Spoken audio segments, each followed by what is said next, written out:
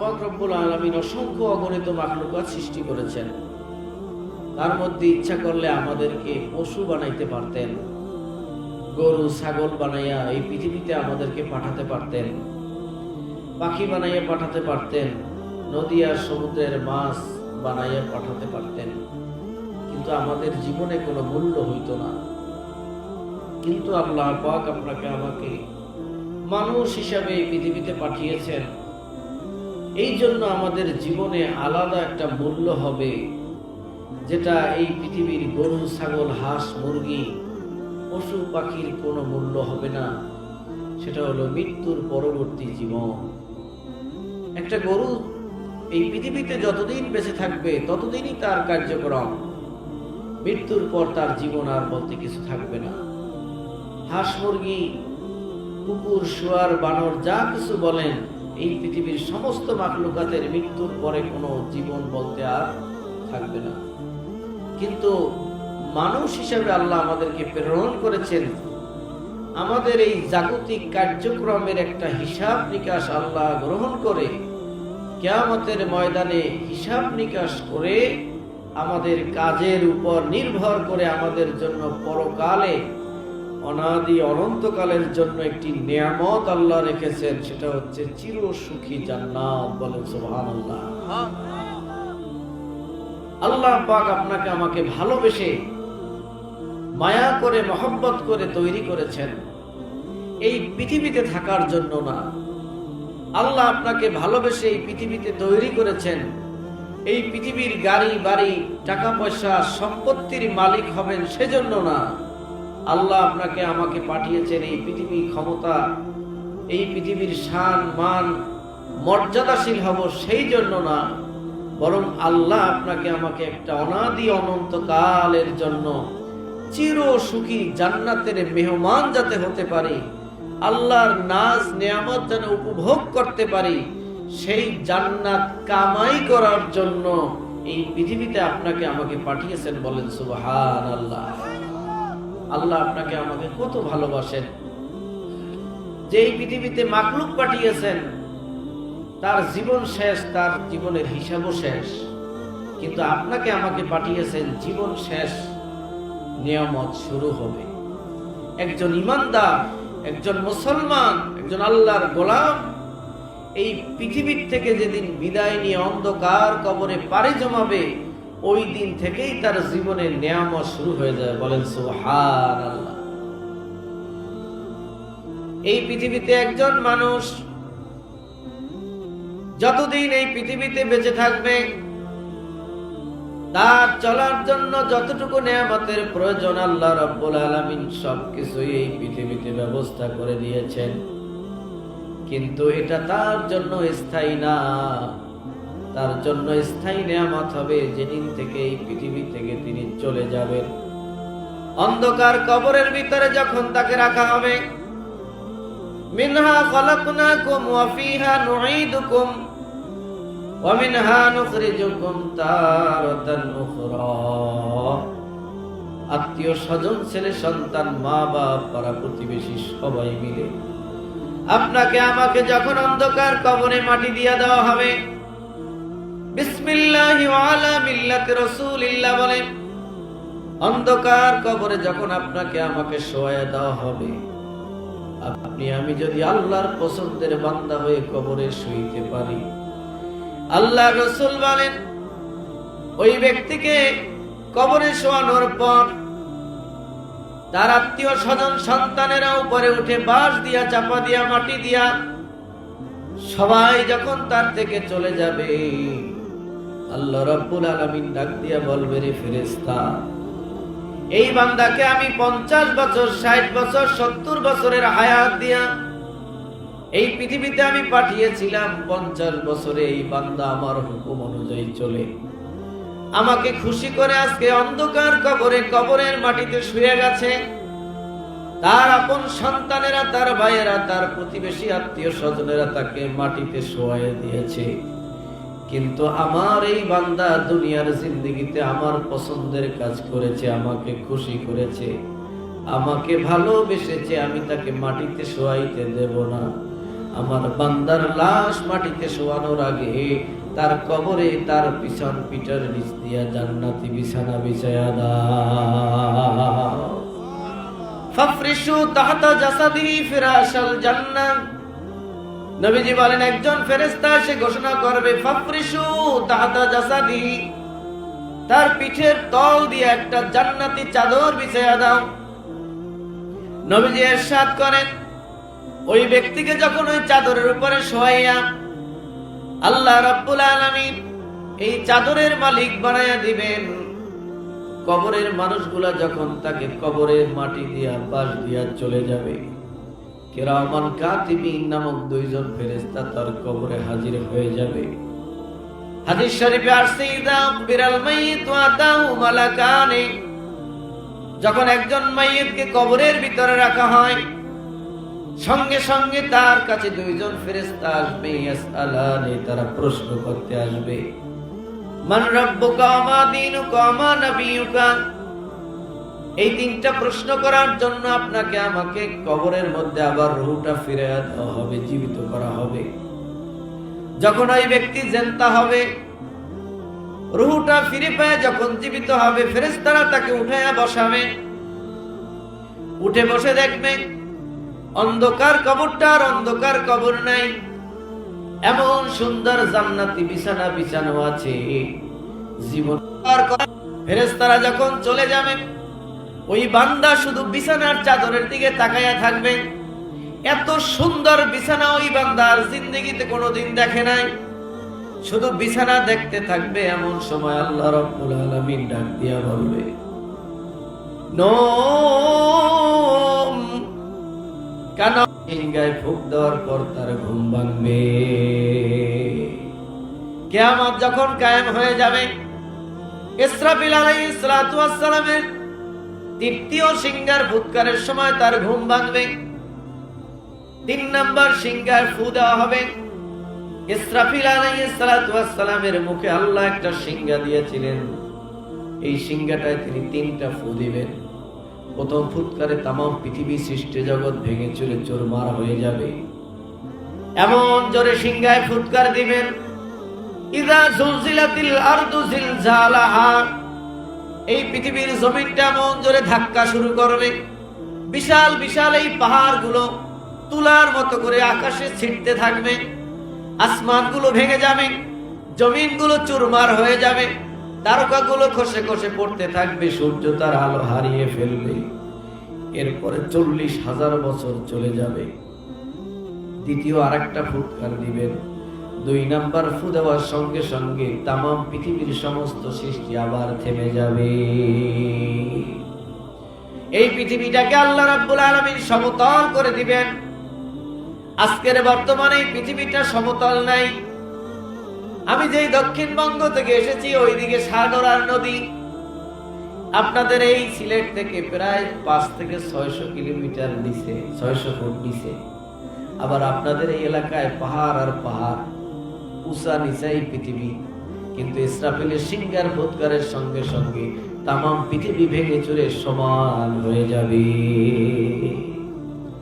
এই জায়গায় একটা কিয়ামতের মাঠ কায়েম করা হবে, সমান একটা ময়দান তৈরি করা হবে। এরপরে আবার 3 নাম্বার সিংহায় ফু দেওয়া হবে। ওই তৃতীয় সিংহার ফুৎকারের সাথে সাথে এই পৃথিবীর যত মানুষ আল্লাহ রাব্বুল আলামিন এই পৃথিবীতে ঢুকাই দিয়েছিলেন,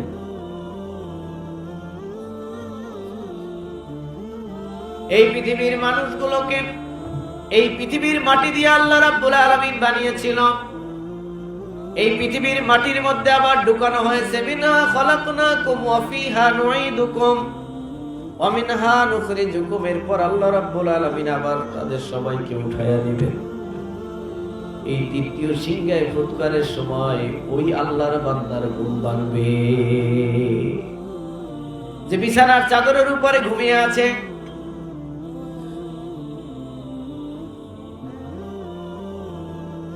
ঘুম ভাঙার পর আল্লাহর বান্দা বলবেন, আরে একটু আগেই আমি ঘুমিয়েছিলাম, কত আনন্দের ঘুম, কে আমার এই ঘুমটা ভাঙালো?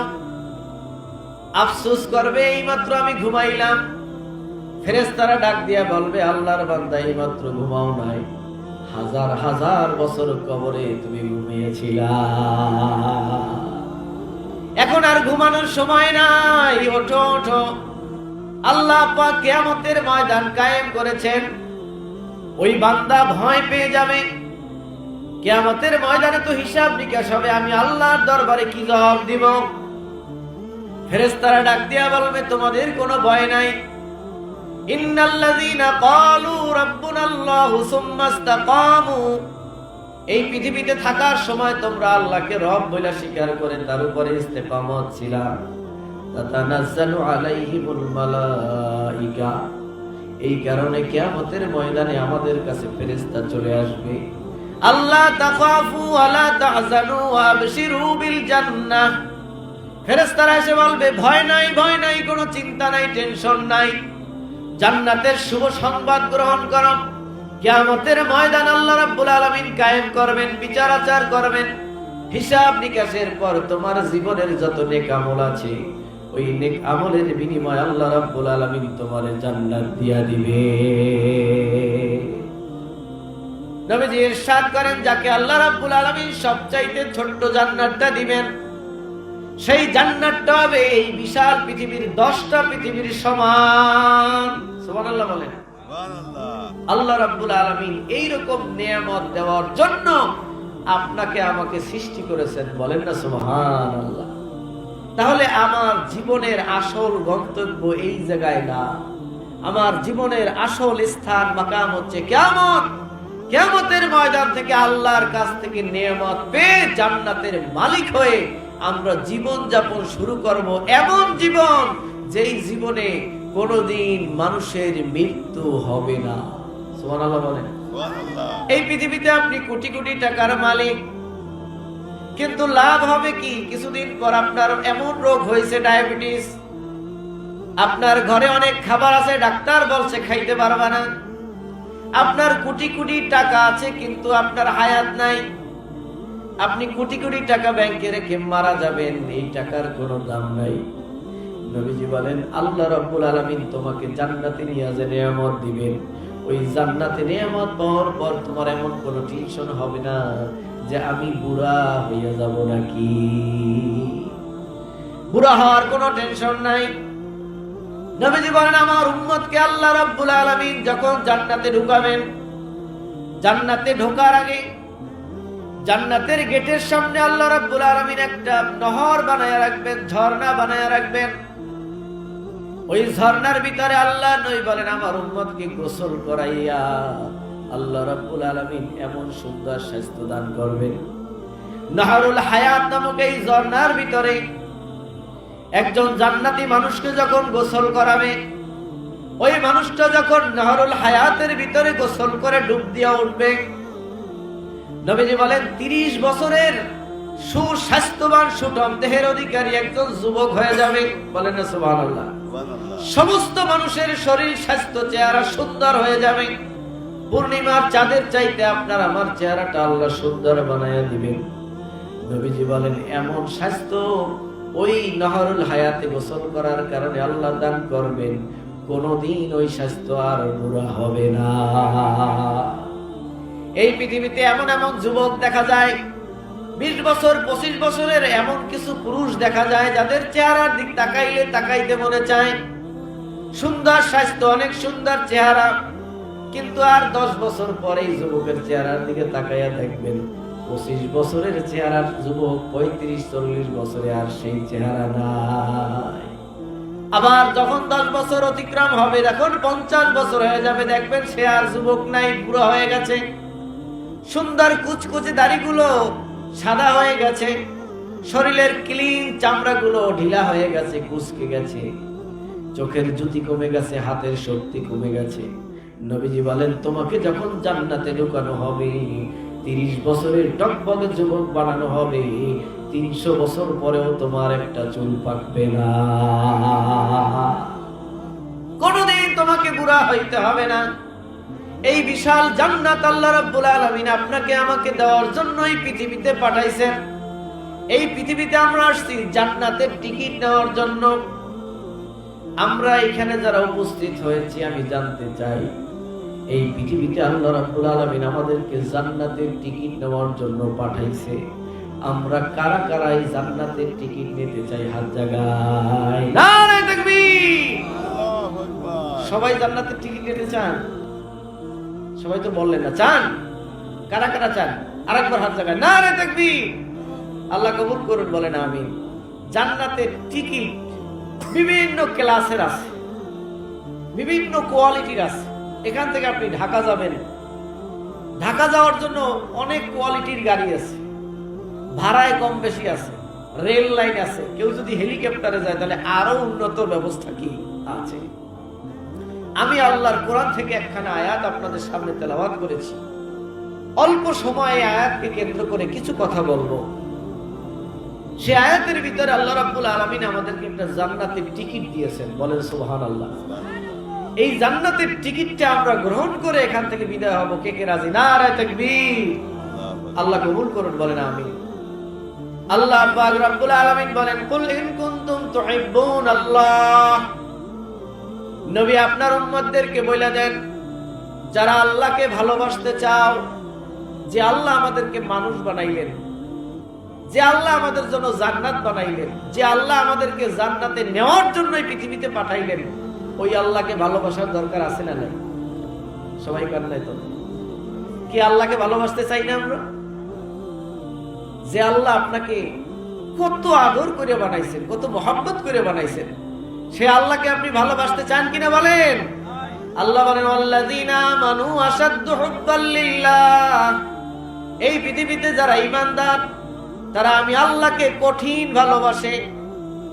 একজন নারী একজন পুরুষকে ভালোবাসে, একজন পুরুষ একজন নারীকে ভালোবাসে, মেয়ে তার ছেলেকে ভালোবাসে, মা বাবা তার সন্তানদেরকে ভালোবাসে, ছেলে সন্তান মা বাবাকে ভালোবাসে। কিন্তু এই ভালোবাসা আল্লাহর ভালোবাসা সমান হবে না। আল্লাহ বলেন, যারা ঈমানদার তারা আমাকে কঠিন ভালোবাসে। কিরকম কঠিন? মা বাবা যদি দেখে 10 তলা বিল্ডিং এর উপরে আগুন লাগছে, ছেলে আগুনে পুড়ে মারা যাইতেছে, এই পৃথিবীতে এমন কোন মা বাপ নাই যে নিজেও যাই আগুনে ঝাঁপ দেবে? আছে? কি বলেন, আছে? জীবনের চাইতে বেশি রিস্ক নিয়ে সন্তানকে বাঁচাইতে যাইবে না। যদি কেউ দেখে তার ছেলে সাগরে পড়ে মারা গেছে, কিন্তু ওই সাগরে যদি কেউ ছেলে উদ্ধার করতে নামে, সেও মারা যাবে, তাহলে আর ওইখানে কোনো মা বাবা নিজের জীবন বাঁচি রেখে সন্তানকে উঠাইতে যাবে না। ভাই তার ভাইকে ভালোবাসে, যদি দেখে ভাই বিপদে পড়েছে, ভাইকে 10 জনে মিলে হত্যা করছে, একা বাঁচাইতে গেলে নিজেও হত্যা হবে, ভাই আর সেখানে যাবে না, প্রয়োজনে ব্যাক করে অন্য মানুষ নিয়ে যাবে তাকে উদ্ধার করার জন্য, লাশ আনার জন্য। এই পৃথিবীতে যে যাকে যতই ভালোবাসো, নিজের জীবনের চাইতে কেউ কাউকে ভালোবাসে না। কিন্তু আল্লাহ পাক আপনার আমার সম্পর্কে গ্যারান্টি দিয়ে কোরআনে বলেছেন, ওয়াল্লাযীনা আমানু আশাদ্দু হুব্বাল লিল্লাহ। যারা আমি আল্লাহকে ভালোবাসি, তারা কঠিনভাবে আমাকে ভালোবাসে। মা তার সন্তানকে বাঁচানোর জন্য জীবন বাজি রাখতে পারে না, কিন্তু আল্লাহ বলেন, একজন ঈমানদার আমি আল্লাহর দ্বীন রক্ষার জন্য, আল্লাহকে বাঁচানোর জন্য নিজের জীবন বিলাইয়া দিতে পারে। যুদ্ধের ময়দানে সাহাবায়ে কেরাম দ্বীনের জন্য, ইসলামের জন্য, আল্লাহর জন্য নিজের জীবন দিয়েছে কি দেয় নাই? কি বলেন? ইসলামের জন্য মানুষ শহীদ হয় কিনা? এটা কার জন্য হয়? আল্লাহর জন্য হয়। আল্লাহর জন্য মানুষ জীবন দিতে পারে। আল্লাহ পাক বলেন, সে আল্লাহ যে আমার আল্লাহকে ঈমানদাররা কঠিন ভালোবাসে, ওই ভালোবাসাকে কেন্দ্র করে আল্লাহ বলেন, নবী আপনার সেই উম্মতদেরকে বলে দেন, ইন কুনতুম তুহিব্বুনাল্লাহ, যদি তোমরা আল্লাহকে সেইভাবে ভালোবাসতে চাও, ফাত্তাবিউনি, আমি যে নবী পাঠাইছি মুহাম্মাদুর রাসূলুল্লাহ সাল্লাল্লাহু আলাইহি ওয়াসাল্লাম, তার ইত্তেবা করো, তার অনুসরণ করো। বলেন না সুবহানাল্লাহ। সুবহানাল্লাহ। আল্লাহকে যদি ভালোবাসতে চাই তাহলে ইত্তেবা করতে হবে কার? নবীজি। ফাত্তাবিউনি, নবী বলেন তাহলে আমার ইত্তেবা করো, অনুসরণ করো। নবীর ইত্তেবা যদি করো, আল্লাহ রাব্বুল আলামিন তৎক্ষণাৎ নগদ 3টা পুরস্কার দিবে। কয়টা? কেউ যদি নবীর ইত্তেবা করে আল্লাহ রাব্বুল আলামিন তাকে সাথে সাথে নগদ 3টা পুরস্কার দিবে। বলেন না সুবহানাল্লাহ। 1 নম্বর পুরস্কার, কেউ যদি নবীর অনুসরণ করে, নবীকে ভালোবাসে, নবীকে মহব্বত করে, নবীর অনুসরণ করার নিয়ত করে, আল্লাহ রাব্বুল আলামিন সঙ্গে সঙ্গে তার আমলনামায় যত গুনাহ আছে সব গুনাহগুলো মাফ করে দিবে। সুবহানাল্লাহ। জীবনের যত গুনাহ আছে আল্লাহ সব গুনাহগুলো মাফ করে দিবেন। একজন সাহাবী ছিল, তার নাম দাহিয়াতুল কলবি। কাফের ছিলেন, মুশরিক ছিলেন। ছোট্ট ছোট্ট জাহিলি যুগে মেয়ে সন্তানদেরকে জীবন্ত কবর দিত। এক পর্যায়ে নিজের মেয়েকে কবর দিয়া যখন আল্লাহ রাসূলের সামনে হাজির হলেন, ওই দাহিয়াতুল কলবি এসে বলে, ইয়া রাসূলুল্লাহ, ইয়া হাবিবাল্লাহ, আপনাকে যদি ভালোবাসি, আপনাকে যদি অনুসরণ করি, আপনাকে যদি ইত্তেবা করি, তাহলে আমার কি লাভ হবে? নবীজি বলেন, দাহিয়াতুল কলবি, শোনো, তুমি যদি আমার ইত্তেবা অনুসরণ করতে পারো, আল্লাহ রাব্বুল আলামিন তোমাকে 3টা পুরস্কার দিবেন। তার মধ্যে প্রথম পুরস্কার হলো তোমার জীবনের সব গুনাহ মাফ করে দিবে। সুবহানাল্লাহ। দাহিয়াতুল কলবি বলে, ইয়া রাসূলুল্লাহ, ইয়া হাবিবাল্লাহ, হুজুর, আমার জীবনের সব গুনাহ মাফ হইতে পারে, কিন্তু একটা গুনাহ আমার জীবনে এমন আছে যেটা কোনোদিন মাফ হইতে পারে না। আমার মন বলে সেই গুনাহ মাফ হওয়ার মতো না। ইয়া রাসূলুল্লাহ, ইয়া হাবিবাল্লাহ, হুজুর, আমার নিজের মেয়েকে যখন আমি নিজের হাতে জ্যান্ত কবর দিয়েছি, ওই মেয়েটা আমাকে আব্বা আব্বা বলে যে ডাকগুলা দিয়েছে, ওই মেয়েটা আমাকে যে আকুতি মিনতি করেছে, বাবা আপনি আমাকে মারিয়েন না, জীবনে আপনার পরিচয় দেব না, আপনার কামাই খাবো না, আপনার বাড়িতে থাকবো না, আপনাকে বাবা বলে ডাকবো না, আমাকে জানে মারিয়েন না, আমাকে ছেড়ে দেন, আমি আমার মতো জীবনটা বাঁচাই। নবীজি, আমার ওই মেয়েটাকে আমি নিজের হাতে কবর দিয়েছি। ওই সময় আমার হৃদয়ে কোনো মায়ার উদ্রেক হয় নাই, কিন্তু যখন তাকে আমি কবর দিয়া বাড়িতে আসলাম, হুজুর, ওই মেয়েটাকে আমি জ্যান্ত কবর দেওয়ার সময় আব্বা আব্বা বলে যে চিল্লানি মারছে, ওই চিল্লানির ডাকগুলো আমার কানে এখনো বাজে। আমি নিজেকে সহ্য করতে পারি না। এই পৃথিবীর হাজারো বন্ধু বান্ধবের কাছে আমি গেছি, সবার কাছে গিয়ে বলছি, আমার অন্তরের ভিতরে ওই বাবা বাবা ডাকগুলো এখনো ডাকে। ওই ডাকের আওয়াজ থেকে যে ধ্বংসন সৃষ্টি হয়, যে কষ্ট আর বেদনা আমার কলিজায় সৃষ্টি হয়, এই পৃথিবীর কোন ডাক্তার আমাকে সেটা বন্ধ করতে পারে নাই। এই পৃথিবীর কোন পরামর্শদাতা আমাকে এমন কোন পরামর্শ দিতে পারে নাই যাতে আমি এই কষ্ট থেকে পরিত্রাণ পেতে পারি। কিন্তু আমি শুনেছি আপনার সোহবতে আসলে দুঃখ কষ্টে ঘেরা মানুষগুলো মুক্তি পেয়ে যায়। আমি আসছি, আমাকে একটু পরামর্শ দেন, আমার এই মেয়েটার দুঃখ কষ্ট বেদনা ভুলে আমি যাতে নিজেকে গুনাহমুক্ত করতে পারি।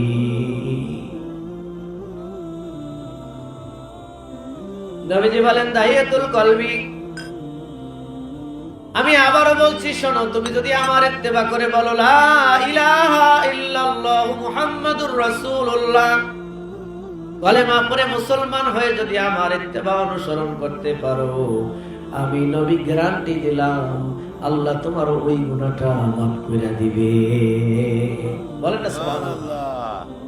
দাহিয়াতুল কলবি তারপরেও বিশ্বাস করতে পারে না, কিন্তু উপায় না দেখে নবীর কথা শুনে কলেমা পড়ে মুসলমান হয়ে গেলেন।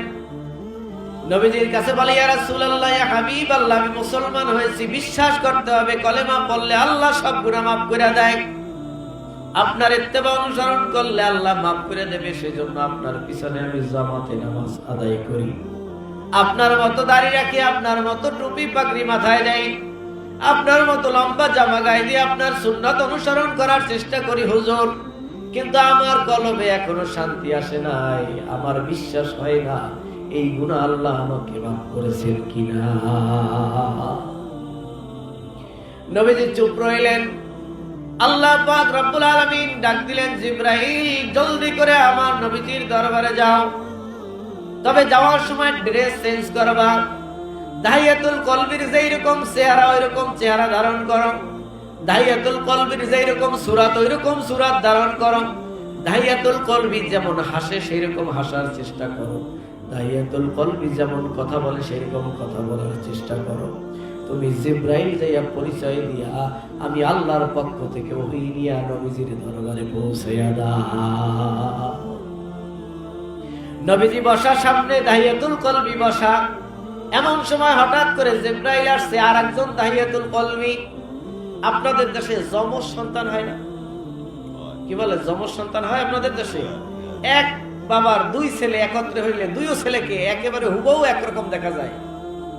কি যায় কিনা? আমার কথা আপনারা বোঝেন তো?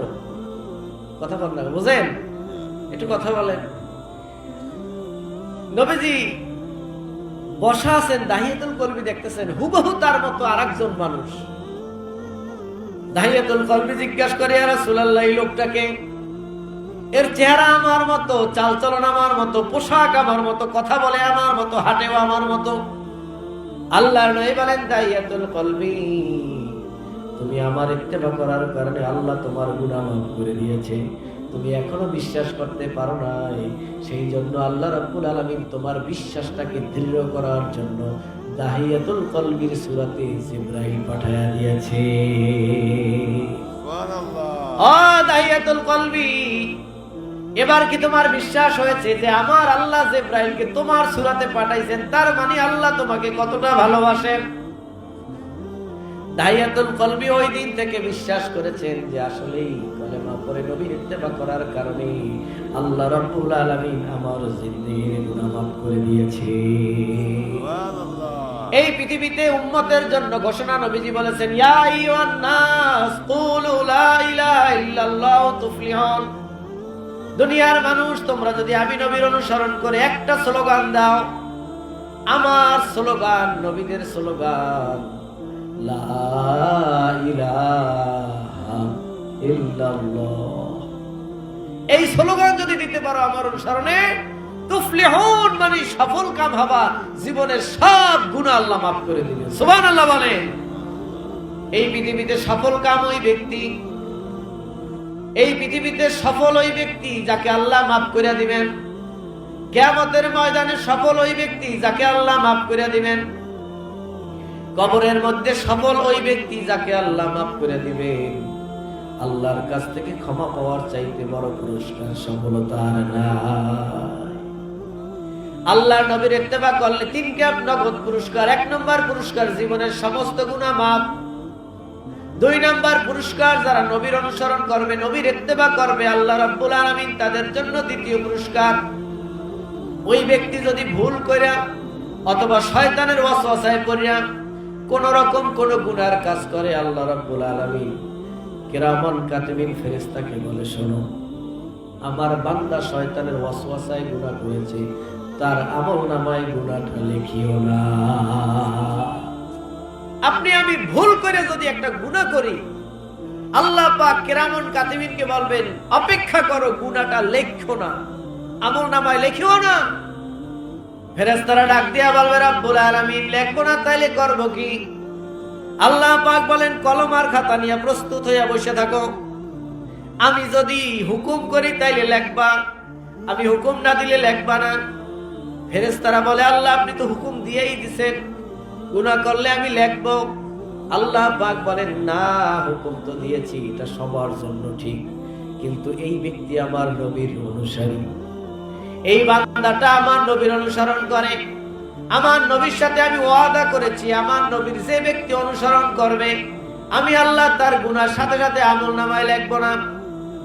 সকাল 10টার সময় গুনার কাজ করেছে, সূর্য ডোবা পর্যন্ত আমি তাকে অপেক্ষা করব, দেখি সারা দিনের মধ্যে একবার হুঁশ ফিরে আসিয়া ওই বান্দা আমি আল্লাহর কাছে তওবা করে কিনা। সুবহানাল্লাহ। নবীজি বলেন, কুল্লু ইবনু আদামুনাল খাত্তাউন, এই পৃথিবীতে সমস্ত আদম সন্তানই গুনাহগার। ওয়া খায়রুল খাত্তাউনাত তাওয়াবুন, উত্তম ওই ব্যক্তি যে গুনার পরে তওবা করে। তার মানে গুনাহ করার পর যদি কোনো বান্দা তওবা করে, আত্তাইবু মিনাজ যামবি কামা লা যামবা লাহু, আল্লাহর নবী বলেন, গুনার পর যে ব্যক্তি তওবা করবে সে যেন কোনো গুনাহই করে নাই, তার মানে তার আমলনামায় কোনো গুনাহ লেখা হবে না। সুবহানাল্লাহ। 2 নাম্বার পুরস্কার যারা নবীর ইত্তেবা করবে, অনুসরণ করবে, তারা গুনাহ করলে সকাল থেকে সন্ধ্যা পর্যন্ত আল্লাহ টাইম দিবেন, অপেক্ষা করবেন যে তওবা করে কিনা, তওবা করে কিনা। তওবা করলে আমলনামায় গুনাহটা লেখাই হবে না। বলেন না সুবহানাল্লাহ। এই পুরস্কারটা কার জন্য? যে নবীর ইত্তেবা করবে, নবীর অনুসরণ করবে। 1 নম্বর পুরস্কার, জীবনে সব গুনাহ মাফ হয়ে যাবে। 2 নম্বর, গুনাহ তো পিছনটা মাফ হয়েছে, নগদ যেটা আপনি করছেন সেটাও আমলনামায় লেখা হবে না যদি আপনি আল্লাহ রাসূলের ইত্তেবা অনুসরণ করেন। বলেন সুবহানাল্লাহ। 3 নম্বর পুরস্কার হবে, আল্লাহর নবী বলেন, আমার কোন উম্মত যদি আমার অনুসারী হয়, এরপরে যদি সে একটা নেক আমল করে, আল্লাহ রাব্বুল আলামিন সঙ্গে সঙ্গে তার আমলনামায় 10টা নেক লিখে দিবে। সুবহানাল্লাহ বলেন। একটা নেক করলে কয়টা নেক পাওয়া যাবে? আপনারা ঘুমাইয়ে পড়ছেন সবাই? একটু কথা বলেন, আমি আর অল্প সময় কথা বলবো। আমি অনেক দূর থেকে আপনাদের এলাকায় এসেছি, মেহমান মানুষ। দুই একটা কথা আমার সাথে বলেন। একটা নেক করলে উম্মতে মুহাম্মাদি কয়টা নেক পাবে? 10টা। বলেন কয়টা? আরো জোরে বলেন কয়টা? এই উম্মতের জন্য আল্লাহর নবী বলেন, যে ব্যক্তি আমার ইত্তেবা অনুসরণ করে আমার উম্মত হবে, আল্লাহ রাব্বুল আলামিন তার আমলনামায় 1 নেকের বিনিময়ে 10 নেক দিবেন। মান জাআ বিল হাসানাতি ফালাহু আশরু আমসালিহা। 1 নেক যদি তুমি করতে পারো, আল্লাহ রাসূলের উম্মত হওয়ার কারণে, আল্লাহর নবীর ইত্তেবা অনুসারী হওয়ার কারণে আল্লাহ রাব্বুল আলামিন তোমার আমলনামায় 10টা নেক লিখে দিবেন। রাবেয়া বসরি একজন নারী, বসরা, ইরাকের বসরা নামক একটা শহরে বসবাস করতেন।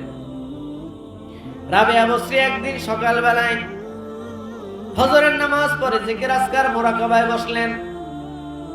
রাবেয়া বসরির ছোট্ট 10 বছরের একটা খাদেমা মেয়ে ছিল। খাদেমাকে বলে, দেখো তো কোনো খাবারের ব্যবস্থা আছে কিনা। খাদেমা বলে, আম্মা জান, আমাদের ঘরে 2টা রুটি আছে। কয়টা? 2টা রুটি আছে। তুমি রুটি 2টা প্রস্তুত করো, আমি একটু ওজিফা আদায় করে সূরা ইয়াসিন তেলাওয়াত করব, এরপরে 4 রাকাত ইশাকের নামাজ পড়ব। আল্লাহর নবী বলেন, মান সাল্লা সালাতাল ফজরি মাল জামাআ, যে ব্যক্তি ফজরের 2 রাকাত নামাজ জামাতের সাথে আদায় করবে, সুম্মা কাদা ইয়াজকুরুল্লাহ, এরপর ওই মুসাল্লায় বসে আল্লাহর জিকির করবে, হাত্তা তাতলু আশ-শামস, যতক্ষণ পর্যন্ত না সূর্য উদিত হয়, সুম্মা সাল্লা রাকাতাইন, এরপর সে 2 রাকাত ইশাকের নামাজ আদায় করবে। কানা কামান হাজ্জাতিন ওয়া উমরাতিন তাম্মাতিন তাম্মাতিন তাম্মা, আল্লাহর নবী বলেন, সে যেন এই মাত্র একটা কবুল হজ আর একটা কবুল উমরা করে আসলো। সুবহানাল্লাহ বলেন। ফজরের নামাজের পর সূর্য উদয়ের জন্য মাত্র 15 থেকে 20 মিনিট সময়।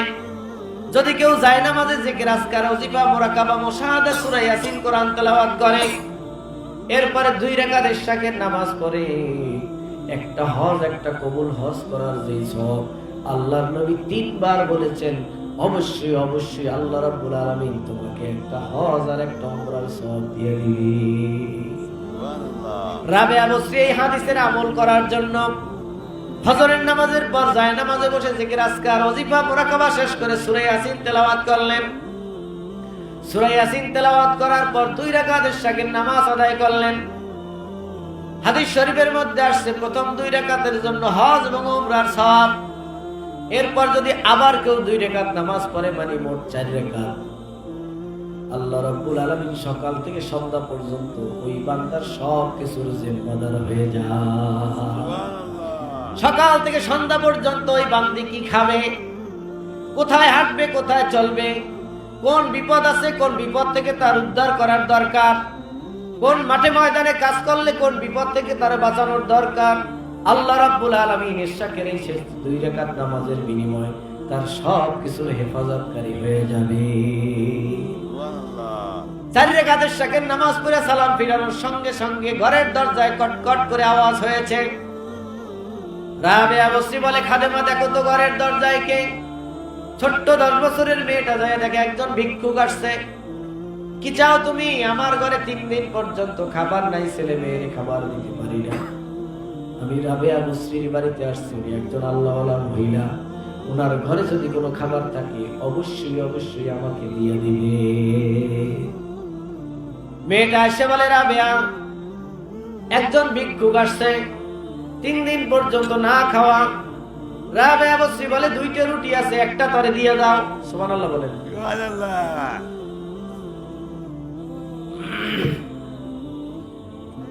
2টা রুটি কয়টা দিয়ে দিতে বলছে?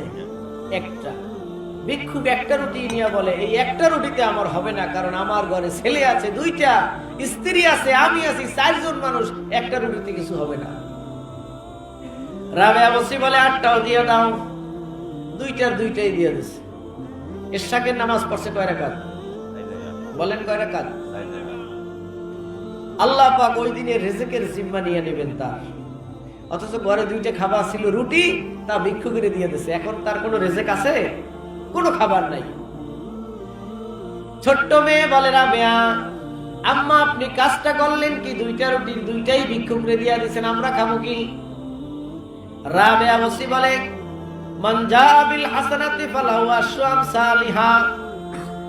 যে ব্যক্তি নবীর সুন্নাতের অনুসরণ করবে, নবীকে মানবে, আল্লাহ রাব্বুল আলামিন তার একটা নেকের বিনিময়ে 10টা নেক দিয়া দিবে।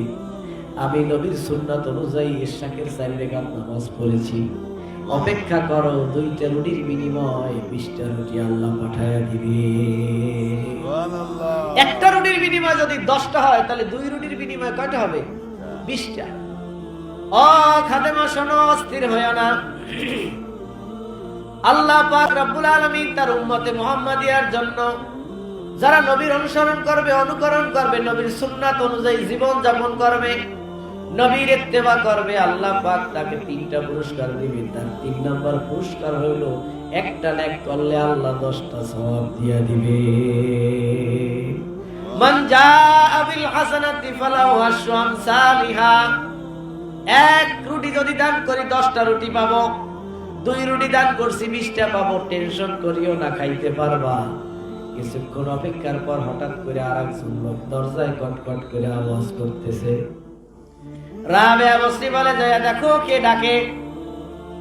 যায় দেখে একটা লোক হাতে একটা ব্যাগ, হাতে একটা থলে নিয়ে আসছে। বলে, এটার ভিতরে কি? বলে, রাবেয়া বসরির জন্য আমার মনিব হাদিয়া পাঠাইছেন। ছোট্ট খাদেমা মেয়েটা রাবেয়া বসরির সামনে মোচাটা খুলে দেখে 18টা রুটি আর কিছু বস্তু গুনা। সুবহানাল্লাহ বলে। সুবহানাল্লাহ। কয়টা রুটি? 18টা। রাবেয়া বসরি বলে, এই রুটি আমাদের না, যাও তাকে ফেরত দিয়ে আসো। খাদেমা যখন তার কাছে রুটি নিয়ে আসলো, বলে, এই রুটি আমাদের না। বলে, হ্যাঁ তোমাদের জন্যই আনছি। আমার আম্মা রাবেয়া বলেছেন, আমরা 2টা রুটি দান করেছি, আল্লাহ যদি আমাদের জন্য রিজিক পাঠায়, একটার বিনিময়ে যদি 10টা দেয়, 2টার বিনিময়ে 20টা রুটি হবে, 18টা হবে না। 18টা যখন হয়েছে, এটা আমাদের না, নিয়ে যাও তুমি। ওই লোকটা পকেট থেকে আর 2টা রুটি বাইর করে 20টা পুরাইয়া বলে, এবার নিয়ে দাও। জিজ্ঞাসা করে, তোমার পকেটে কেন 2টা? বলে, এই 2টা রুটি আমি টেস্ট করার জন্য রেখে দিয়েছিলাম। আমি শুনতে পেরেছি রাবেয়া বসরি আল্লাহ রসুলের সুন্নাত তরিকা অনুযায়ী চলনেওয়ালা এই বসরা নগরের শ্রেষ্ঠ মহিলা। আল্লাহ রসুলের সুন্নাত তরিকা অনুযায়ী চলে এমন একজন নারী ঘরের মধ্য থেকে পর্দা ছাড়া বের হয় না, খাস পর্দা করে। আল্লাহ রাব্বুল আলামিন এই পুরা বসরা শহরের ভিতরে কোথায় কি ঘটে, রাবেয়া বসরিকে ঘরের মধ্যে বসে সব জানাইয়া দেয়।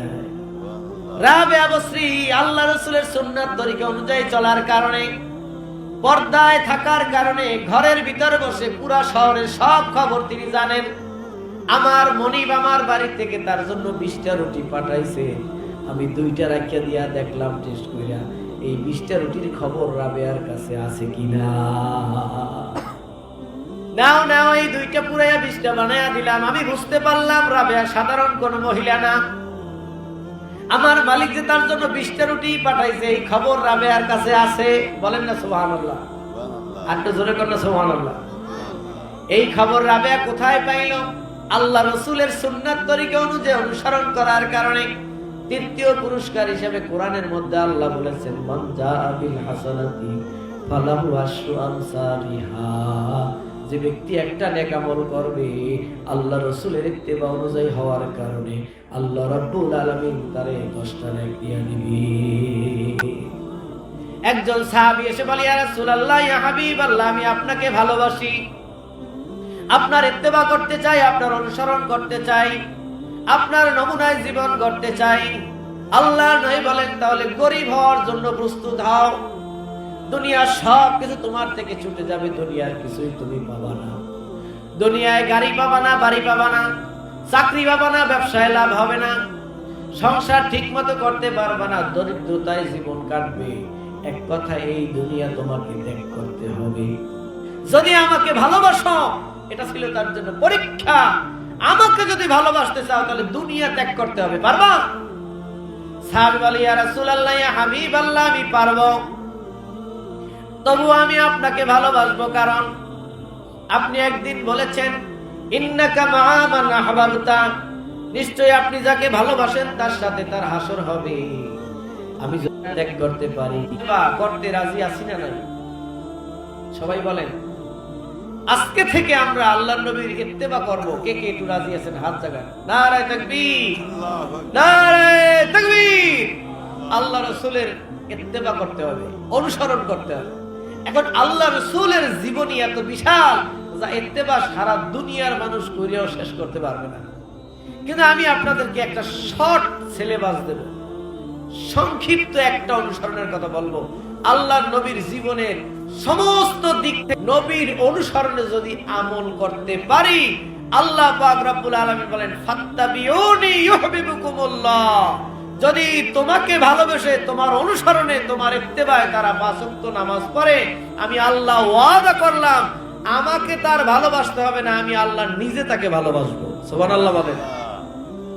এরপরে ছোট্ট একটা পাখি এসে বসলেন। পাখিটা ঠোঁট দিয়া নদীর মধ্যে ঠোঁট ডুবাইয়া পানি উঠাইছেন। সাগরের পানির তুলনায় ওই পাখির ঠোঁটের পানি কত কম। পাখির ঠোঁটে যে 1 ফোঁটা পানি উঠছে, ওই 1 ফোঁটা পানির তুলনায় সাগরের পানি কত বেশি, এটা কি অনুমান করা যায়? 100 ভাগ করিয়া 99 ভাগ মায়া আল্লাহ নিজের মধ্যে ঢুকাই দিলেন। সুবহানাল্লাহ বলেন। কত ভাগ? 100 ভাগের মধ্যে কত ভাগ? 99 ভাগ আল্লাহ নিজের ভিতরে ঢুকাই নিলেন। বাকি 1 ভাগ মায়াকে আল্লাহ রাব্বুল আলামিন আবার ভাগ করলেন। আদম আলাইহিস সালাতু ওয়াস সালাম থেকে শুরু করে কিয়ামত পর্যন্ত এই পৃথিবীতে যত মানুষ আসছেন, সমস্ত মানুষের মধ্যে লাগে কিনা? কথা বল না, আপনারা তো লোকজন একটু কম, কথাও যদি না বলেন তাহলে তো কথা বলতে খুব কষ্ট হয়। যাই হোক, রাগ করবেন না, আমি আপনাদের কাছে মেহমান হিসেবে আসছি। শীতে কয়েকবার হাত জাগাইতে কইছি, এটা আসলে আমার ঠিক হয় না, কারণ একটু চাদর চাদর আটকাইয়া বইছেন, এই যে হাত জাগাই বলেন, তখন ওই গাছটা একটা চিৎকার মারে। সুবহানাল্লাহ কর। কারণ ওই ফলটাকে সে কত আদর করে লালন পালন করে বড় বানাইছে, মানে এই ফলটার জন্য ওই গাছটার মায়া আছে। গাছ থেকে একটা পাতা পেকে শুকনা হইয়া যখন জমিনে পড়ে যায়, নবীজি বলেন, তখনও ওই গাছটা কাঁদে যে আমার একটা পাতা কমে গেল। আল্লাহ রাব্বুল আলামিন তখন তাকে সান্ত্বনা দেয়, তোমার ভিতরে আমি, আপনার মায়ের জন্য আপনার কতটা মায়া, আপনার বোনের জন্য আপনার কতটা মায়া, আপনার বন্ধুর জন্য আপনার কতটা মায়া, আপনি যে গরুটা পালেন সেটার জন্য আপনার মায়া। আপনি এক ব্যক্তি হইয়া দেখেন আপনার কত দিকে এই মায়ার ডালপালা ছড়াইয়া গেছে। ঠিক কিনা বলেন? কিন্তু আল্লাহ পাক রব্বুল আলামিন বলেন, হাল জাযাউল ইহসান ইল্লাল ইহসান। তুমি যদি আমাকে ভালোবাসো, আমিও তোমাকে ভালোবাসবো। তুমি যদি আমাকে খাওয়াও, আমিও তোমাকে খাওয়াবো। অর্থটাই, আপনি কি 10 টাকা দেবে না বেশি দেবে? কারণ বাবার পকেটে তো টাকা আছে। যে 10 টাকা দিয়ে বাবারে খুশি করছে, ওই বাবা কমপক্ষে 100 টাকা দেয়, কারণ যার আছে। আর যার নাই তার তো কথাই নেই। আপনার হাত দিয়ে আপনি আল্লাহকে কতটুকু দান করতে পারেন? আপনার এই 4 আঙ্গুল কপাল দিয়ে এই পৃথিবীতে মায়ের পেট থেকে আসার আগে মায়ের স্তনের ভিতরে আল্লাহ দুধের ব্যবস্থা করে দিয়েছেন।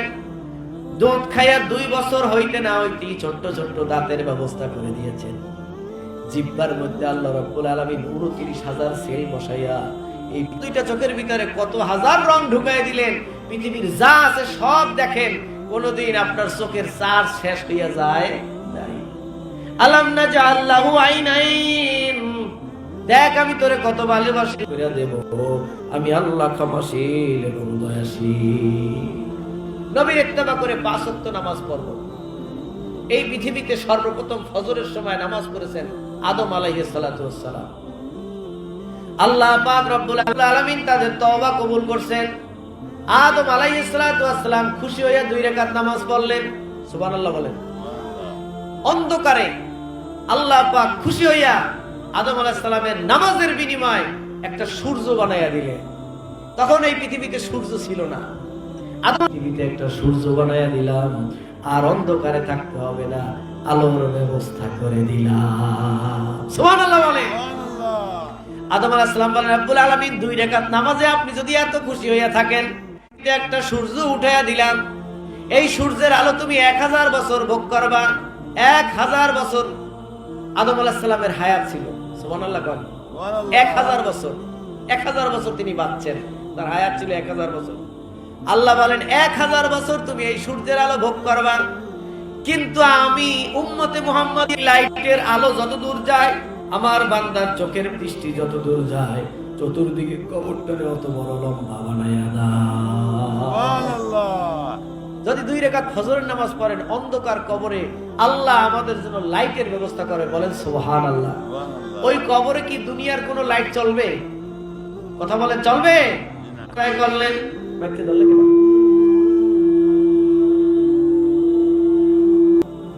আল্লাহ পাক বলবেন, ইব্রাহিম শোনো, আখিরি জামানার নবী মুহাম্মদুর রাসূলুল্লাহ সাল্লাল্লাহু আলাইহি ওয়াসাল্লামের উম্মতের উপরে আমি জোহরের সময় 4 রাকাত নামাজ ফরজ করব।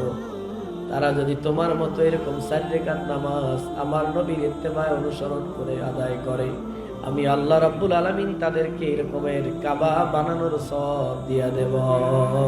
সুবহানাল্লাহ। তুমি আর তোমার ছেলেকে নিয়ে যেমন কাবা বানাইলাম, তোমাকে আমি যেরকম নেককার সন্তান দিয়েছি, তোমার ছেলে নবী, নবীর ছেলে নবী যেমন হয়েছে, আখিরি জামানার নবীর উম্মতেরা যখন জোহরের সময় 4 রাকাত নামাজ পড়বে, আমি আল্লাহ রাব্বুল আলামিন তাদের ছেলে সন্তানদেরকে এরকম নেককার বানাইয়া দেব। সুবহানাল্লাহ বলেন। একটা একটা বইয়া শেষ করলে 5 ওয়াক্ত নামাজে এটা আরো সময় লাগবে। আমি আর একটা বললেই আমার আলোচনা শেষ করব। আসরের সময় 4 রাকাত নামাজ এই পৃথিবীতে সর্বপ্রথম পড়ছেন নবী সুলাইমান। এই পৃথিবীতে 4 জন বাদশা ছিল, সারা পৃথিবী রাজত্ব করেছেন। তার মধ্যে 1 নম্বর বাদশার নাম নবী সুলাইমান আলাইহিস সালাতু ওয়াস সালাম। 2 নম্বর বাদশা ছিলেন শাহ সিকান্দার জুলকারনাইন বাদশা রুমি। 3 নম্বরে ছিল বখতে নসর। 4 নম্বর ছিল নমরুদ। 2 জন মুসলমান আর 2 জন কাফের। এর মধ্যে 4 জনের মধ্যে আবার শ্রেষ্ঠ ছিল নবী সুলাইমান। আল্লাহ রাব্বুল আলামিন তাকে একটা তখতে সুলাইমানি দান করেছিলেন। ওই তখতে সুলাইমানিতে চড়ে এই পৃথিবীটাকে মাত্র 6 ঘন্টায় সারা পৃথিবী একবার ভ্রমণ করে আসতে পারত। সুবহানাল্লাহ বলেন। এই তখতে সুলাইমানি পাওয়ার আগে নবী সুলাইমান আলাইহিস সালাতু ওয়াস সালাম 4 রাকাত আসরের সময় নামাজ পড়তেন। নবী সুলাইমান আলাইহিস সালাতু ওয়াস সালাম যেই বাসভবনে থাকতেন, ওই বাসভবনের সামনে একটা পুষ্করিণী ছিল। ওই পুষ্করিণীতে নিয়মিত উযু করে আসরের সময় 4 রাকাত নামাজ আদায় করতেন। নামাজের রক্ত হয়ে গেছে, উযু করতেছেন, এমন সময় আল্লাহ রাব্বুল আলামিন নবী সুলাইমানকে পরীক্ষায় ফেলাইয়া দিলেন। নবী সুলাইমান উযু করে আর দেখে পুষ্করিণীর চতুর্পাশে 100 ঘোড়া, সাদা রঙের ঘোড়া, প্রত্যেকটা ঘোড়ার পিঠের উপরে 2টা কইরা ডানা। এই ঘোড়াগুলো জমিনে দৌড়াইতে পারে, অন্যদিকে আকাশে উঠতে পারে। সুবহানাল্লাহ। আপনাকে সিলেটে এমন ঘোড়া আছে নাকি যে আকাশে উঠতে পারে? কি আছে? এই পৃথিবীতে নাই। কিন্তু নবী সুলাইমানের পরীক্ষার জন্য আল্লাহ রাব্বুল আলামিন 100 ঘোড়া পাঠিয়ে দিলেন। নবী সুলাইমান চিন্তা করে, এই 100 ঘোড়া যদি আমি ধরতে পারি, তাই 100 ঘোড়ার পিঠে চড়িয়ে বিভিন্ন দেশে যাইতে পারবো, বিভিন্ন দেশে ঘুরতে পারবো, বিভিন্ন দেশে যুদ্ধ করে জয় করতে পারবো। এই 100 ঘোড়া আমার লাগবে। ডাক দিলেন, সেনাবাহিনী কোথায়? জিন সৈন্য প্রধান কোথায়? মানুষ সৈন্য প্রধান কোথায়? সবাই আসো, 100 ঘোড়া আমারে ধরিয়ে দেবা। একটাও যেন কম হয় না। সবাই ধাওয়া শুরু করছে। নবী সুলাইমান আলাইহিস সালাম তাকাইয়া তাকাইয়া দেখতেছেন, 100 ঘোড়া ধরিয়ে তারা নিয়ে যখন হাজির হইছেন, নবী সুলাইমান দেখতেছে আকাশের সূর্য ডুবে গেছে। আসরের নামাজের সময় শেষ।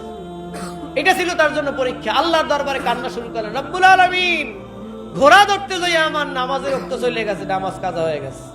তুমি আমারে মাফ করে দাও, তোমার খুশির জন্য আমি 100 ঘোড়া সব জবাই করে কোরবানি করে দিলাম। সুবহানাল্লাহ বলেন। কারণ এই ঘোড়ার পিছনে ছুটতে যাই আমার নামাজ গেছে, কাজেই আমার ঘোড়া বড় না, তুমি বড়, এর জন্য 100 ঘোড়া কোরবানি করে দিলেন। আল্লাহর কাছে দোয়া করলেন, আল্লাহ সূর্যটা একটু ব্যাক করে দাও, আমি তোমার নামাজটা আদায় করব। আল্লাহ খুশি হইয়া সূর্য ফিরিয়ে দিলেন। নবী সুলাইমান 4 রাকাত নামাজ আদায় করলেন, বলেন না সুবহানাল্লাহ। সুলাইমান খুশি হয়ে গেলেন। আল্লাহ পাক বলেন, সুলাইমান পরীক্ষায় কিন্তু ফেল করছিলা, কিন্তু 100 ঘোড়া কোরবানি দিয়ে আবার পাশ কইরা গেছো। আমি আল্লাহ খুশি হয়ে গেলাম। এই 100 ঘোড়া ছিল তোমার জন্য পরীক্ষার বস্তু। যখন তুমি কোরবানি কইরা দিলা, যাও, তোমার আর ঘোড়ায় চলা লাগবে না, 100 ঘোড়ার দরকার নাই। আমি আল্লাহ তোমাকে একটা তক্তা দান করলাম, এই তক্তার উপরে তুমি চেয়ার বসাইয়া একটা সিংহাসন বানাবা, 1000 মানুষ লবা, 1000 জেন লবা, 1000 পশু পাখি লবা, তোমার খাদেম দাসী বান্দি যারা আছে 1000 লবা। এরকম মোট 5000 নিয়া বিশাল সাম্রাজ্য বানাইয়া, সংসদ ভবন বানাইয়া 6 ঘন্টায় সারা পৃথিবী ঘুরে আসতে পারবা।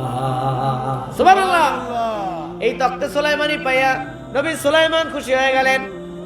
আল্লাহ পাক ডাক দিলেন, সুলাইমান জেনে রাখো, তোমাকে যেই নিয়ামত দিয়েছি এটা ছোট্ট। আমার আখির জামানার নবীর উম্মতের আসরের সময় যদি এরকম 4 রাকাত নামাজ পড়ে, আমি আল্লাহ রাব্বুল আলামিন খুশি হইয়া 100 কোরবানি করার সব তার আমলনামায় দিয়ে দেব। তোমাকে একটা তক্তা দিয়েছি, 6 ঘন্টার মধ্যে তুমি এই সারা পৃথিবী তক্তায় ঘুরে আসতে পারো। কিন্তু আমার নবী মুহাম্মদুর রাসূলুল্লাহর উম্মতের যে আমি দুনিয়ায় তক্তে সুলাইমানি দেব না, আখিরাতের ময়দানে, কিয়ামতের ময়দানে আমি তাকে একটা বোরাক নামক বস্তু দান করব। আসরের নামাজ পড়নেওয়ালা উম্মতেরা ওই বোরাকের পিঠে চোখে উঠে যখন বসবে, চোখের পলক দেওয়ার সঙ্গে সঙ্গে 30,000 বছরের পুলসিরাতের রাস্তা পার হইয়া জান্নাতের ঘেটে ঢুকে যাবে। আল্লাহ পাক আমাদেরকে 5 ওয়াক্ত নামাজ পড়ার তৌফিক দান করুন, বলেন আমিন। আরো জোরে বলেন আমিন। 5 ওয়াক্ত নামাজের এক ওয়াক্ত নামাজই 4-5টা করে এরকম ফজিলত আছে। আমি একটা বললেও ফজর, জোহর, আসর 3টে বললাম, আর 2টা রয়ে গেল। যাক, আল্লাহ আমাদের সবাইকে আমল করার তৌফিক দান করুন, বলেন আমিন।